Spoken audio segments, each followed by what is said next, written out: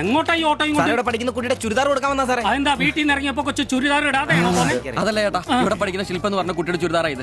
അവൾ എടുക്കാൻ മറന്നുപോയി. ഈ ചുരിദാറിട്ട് അവൾക്ക് ഇവിടെ ഡാൻസ് ഉള്ളതാ, ഞങ്ങൾ എടുത്ത് കൊണ്ടുവരാൻ പറഞ്ഞു.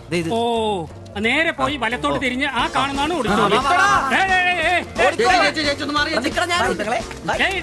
ഈ വണ്ടി എന്നെടുത്ത് മാറ്റിട്ട് പോടാ. ഇവന്മാരൊക്കെ എവിടുന്ന് വരുന്നടാ കുറ്റിയും പറിച്ച്?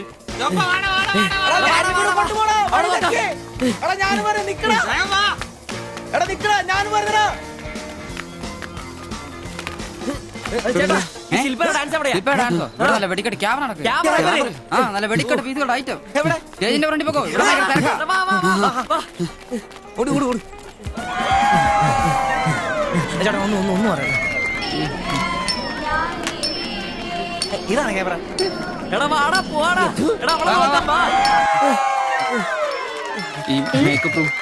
ഇതിലേ പോയാ മതി. അവിടെ ശില്പ എന്ന് പറഞ്ഞ കുട്ടിയുണ്ടോ? എക്കണോമിക്സിലാണോ? ഒരു പാസ്റ്റർ മോളാ, ആ കുട്ടിക്ക് ചുരിദാർ കൊടുക്കാൻ. ഒന്ന് വന്ന് കാണിച്ചു തരൂ. ആ മനസ്സിലായി, വിളിക്കാം. നീ ഇവിടെ നിക്ക്, ഞാൻ ഇവരെ ഒന്ന് റൂം കാണിച്ചിട്ട് വരാം. ശരി. എന്റെ പള്ളി. ശില്പേ, എന്താ? നിന്നെ 3 ചെറുക്കന്മാരെ വിളിക്കുന്നു.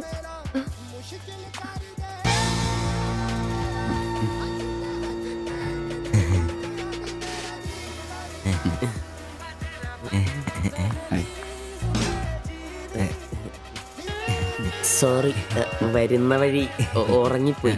ഞങ്ങള് 3 പേരും ചുരിദാർ എന്നാ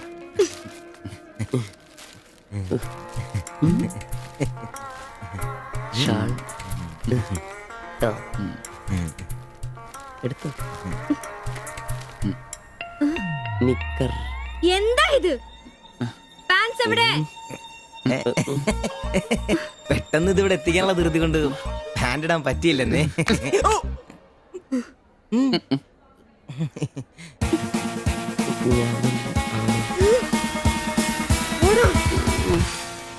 മോനെ,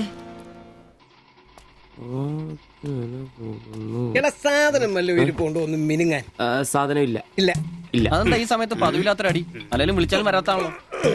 ദേഹത്തിന് ആകെ എന്താന്നറിയത്തില്ല, ഒരു വേദന, ആകെ ഒരു സുഖം, വായുവാ. വെറുതെ മെഡിക്കൽ കോളേജിലെ പിള്ളേരെ കൊതിപ്പിക്കല്ലേ. പോടാ അവിടുന്ന്. എന്നാലും എന്നെ നമ്പിച്ചായ, നിങ്ങൾ ചെയ്ത വലിയ കടുങ്കയായി പോയി. ഓർക്കുമ്പോ തന്നെ എന്തോ പോലെ. എടാ ഉവേ, ജീവിതത്തിന്റെ നല്ല കാലത്ത് ആർക്കും ഒരു പ്രയോജനം ചെയ്യാൻ പറ്റിയിട്ടില്ല. മരിച്ചു കഴിഞ്ഞെങ്കിലും ഈ ജന്മം കൊണ്ട് ആർക്കെങ്കിലും ഒരു പ്രയോജനം ഉണ്ടാകട്ടെ. അല്ലെങ്കിൽ തന്നെ ചത്ത് കഴിഞ്ഞ് ചുമ്മാ കുഴിച്ചിടുന്നതിലും കത്തിക്കുന്നതിലും ഭേദമല്ലേ മെഡിക്കൽ കോളേജിലെ പിള്ളേർക്ക് പഠിക്കാൻ കൊടുക്കുന്നത്? ജീവിച്ചിരിക്കുന്നവർക്കെങ്കിലും ഒരു ഗുണമാകുമല്ലോ. എന്നാലും ചത്ത് കഴിഞ്ഞിട്ട് എന്തിനാടാ മാത്തച്ചൊരു ബുദ്ധിമുട്ടുണ്ടാക്കുന്നത്? ഈ പറമ്പി വേണ്ടേ കുഴിച്ചിടാൻ? അതൊക്കെ അവനും അവന്റെ കുടുംബത്തിനും ഒരു ശല്യമാകും. അതൊന്നും വേണ്ട. ഇതാണ് നല്ല പ്രായത്തിൽ സ്വന്തം ജീവിതം നോക്കിക്കോണമെന്ന് പഴമക്കാര് പറയുന്നത്, മനസ്സിലായോ? പിന്നൊരാഗ്രഹമുണ്ട്. മെഡിക്കൽ കോളേജിൽ നാള് വന്ന് കൊണ്ടുപോകുന്നതിന് മുമ്പ് നിലവിളക്കിന്റെ മുമ്പിൽ വെള്ള പുതച്ച് അല്പനേരം കിടക്കണം. ആരെങ്കിലും തലയ്ക്ക് ഭാഗത്തിരുന്ന് ഇച്ചിരി നേരം രാമായണം വായിക്കണം. പിന്നെ അവര് കൊണ്ടുപോയിക്കോട്ടെ.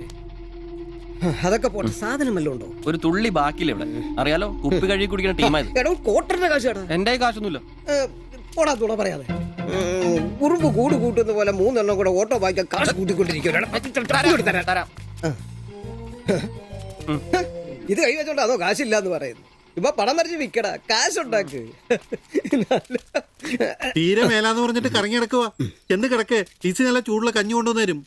ചൂടുള്ള കഞ്ഞി കുടിച്ചു തന്നെ കോട്ടർ പഠിക്കാനുള്ള പോക്കാ. കട്ടിലിന്ന് എഴുന്നേക്കാൻ മേലെങ്കിലും വെള്ളവടി നിർത്തരുത്. പാവം. എടാ ബ്രോസേ, എന്തോ എന്നെ ഒന്ന് റെയിൽവേ സ്റ്റേഷനിൽ കൊണ്ടാക്കി തന്നെ. താക്കോലൊന്നും എടുത്തിട്ട് വരാം. എങ്ങോട്ടാ? നാളെ പാർട്ടിയുടെ അടിയന്തര സമ്മേളനം ഉണ്ട് ചെന്നൈയില്. അങ്ങോട്ട് പോകുക. ടൗണിലേക്കല്ലടാ, വായിക്കാൻ വല്ല മേടിച്ചു. ഒരു വീണ വാങ്ങിക്കാം. ഞാൻ വല്ല ബസ് കയറി പോകുമ്പോ അവനെ നോക്കി മടുത്തു. അവൻ ഇവിടെ വരാന്നാണല്ലോ പറഞ്ഞത്. സ്വന്തമായിട്ട് ഒരു ഓട്ടോ ഉണ്ടായിരുന്നെങ്കിൽ ഇതുപോലെ അലയേണ്ട വല്ല കാര്യം ഉണ്ടായിരുന്നു. അതെങ്ങനെയാ? പൈസ കൂട്ടി കൂട്ടി വരുമ്പോ കള്ളുകൂടി കൂടും. നമുക്കിനി ഓസിനുള്ള കള്ളുകൂടി മതി. അതാവുമ്പോ ചെലവുണ്ടാവില്ലല്ലോ. കണ്ട് നിർത്ത് നിർത്ത് നിർത്ത് നിർത്ത്. എവിടെ പോയി കിടക്കാരുന്ന എത്ര നേരം? എത്ര നേരമായി കാത്തേക്കൊന്നും അറിയാം. അതെ, ഇത് വാടകയ്ക്ക് കൊടുക്കുന്ന സ്വന്തം ഒന്നും അല്ല. അടങ്ങടും. ഇനി കുറച്ചും കൂടി പൈസ പോരെ സ്വന്തമായിട്ട് ഓട്ടോ വാങ്ങാൻ.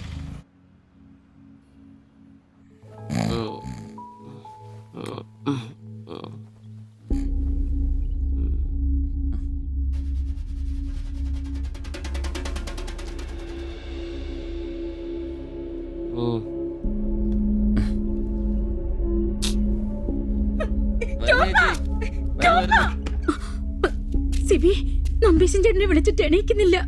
പോയിന്നാ തോന്നുന്നേ. നിങ്ങൾ അങ്ങോട്ടൊന്ന് വാ, വേഗം വന്നേ. എന്തോ പറ്റി നമിച്ചേ, വേഗം വാടാ. നമിച്ചേ.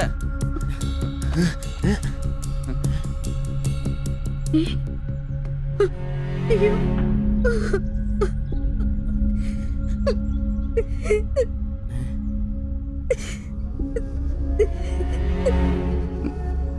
ഡോക്ടറെ വിളിച്ചിട്ടുണ്ട്, ഉടനെ വരും. മാത്തച്ഛനെ വിളിച്ചിട്ട് കിട്ടുന്നില്ല. ഇനി വന്നാലും താമസിക്കും. ഞാൻ ഒറ്റയ്ക്ക്. ചേച്ചി പേടിക്കണ്ട, ഞങ്ങളൊക്കെ ഇല്ലേ. മെഡിക്കൽ കോളേജിൽ വിവരം അറിയിക്കണ്ടേ? ഒരാഗ്രഹം നമ്മളോട് പറഞ്ഞതല്ലേ, അതെങ്കിലും സാധിച്ചു കൊടുക്കണ്ടായോ? ശരിയാ, അതെങ്കിലും നമ്മൾ ചെയ്യണ്ടടാ. അയ്യോ രാഘവാ ജഗന്നായക ദയാനിധേ, നീ എന്നെ ഉപേക്ഷിച്ചതെന്തു ഭർത്താവീനാഥ. രക്ഷോ നായകൻ എന്നെ കൊണ്ടിതാ പോയിടുന്നു, രക്ഷിതാവായിട്ടാരുമില്ലെനിക്കയ്യോ. ഒരു കണക്കിന് പറഞ്ഞ ഭാഗ്യവന നമ്പീശൻ ചേട്ടൻ. ആരെ ബുദ്ധിമുട്ടിക്കാതെ അങ്ങ് പോകാൻ പറ്റിയല്ലോ. 10 ദിവസം കിടക്കേണ്ട ഒരു സാഹചര്യം വന്നായിരുന്നു എന്ത് ചെയ്തേനെ. ഇതാണ് മുകളിൽ ഒരാളുണ്ടെന്ന് പറയണത്. അവസാനമായിട്ട് ഒരെണ്ണം വാങ്ങിത്തരാൻ പറഞ്ഞത് എന്നോടാ. പാവം. ഓരോരുത്തരൊക്കെ പെട്ടെന്ന് ഇങ്ങനെ ഇല്ലാതാവുമ്പോഴാ അവരൊക്കെ നമുക്ക് ആരെങ്കിലൊക്കെ ആയിരുന്നു എന്ന് മനസ്സിലാവുന്നു.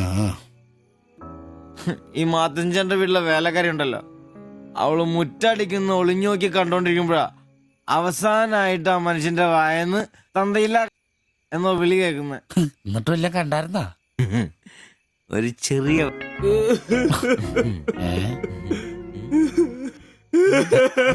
എന്താ കാര്യം? എന്താന്ന് ഇതുപോലെ സ്മോൾ ഇരിക്കുന്ന സമയത്ത് വയറിന് സുഖമില്ല, ഒരെണ്ണം ഊറ്റാറുണ്ടോടാ ചോദിച്ചാ മനുഷ്യന്റെ അടുത്ത് വന്ന് ഞാനതിനെ കട്ടിലിന്റെ ഇടയിൽ സാറ് ഒളിപ്പിച്ചിട്ട് ഇല്ലാതെ ബോത്ത് നോക്കി പറഞ്ഞു.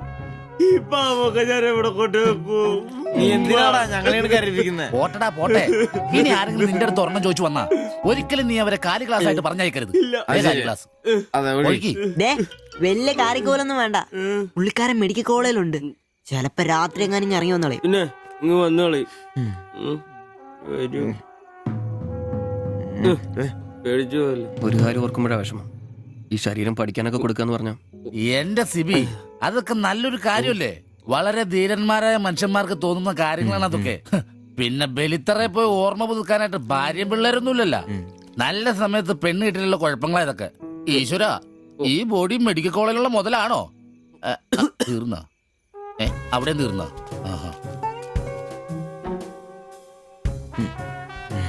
പിന്നൊരു കാര്യം, നീയൊക്കെ വണ്ടി മേടിക്കണം, കിണ്ടി മേടിക്കണം, മുതലാളിയാണോന്നും പറഞ്ഞ് മനക്കണക്കം കൂട്ടി നടന്നു. നിന്റെയൊക്കെ ഗതിയും ഇതൊക്കെ തന്നെയായിരിക്കും. ചിരിക്കണ്ട നിന്റെ. ഈശ്വര ഭഗവാനെ, എന്റെ ഈ ബോഡി മാത്രം കാത്തോണേ.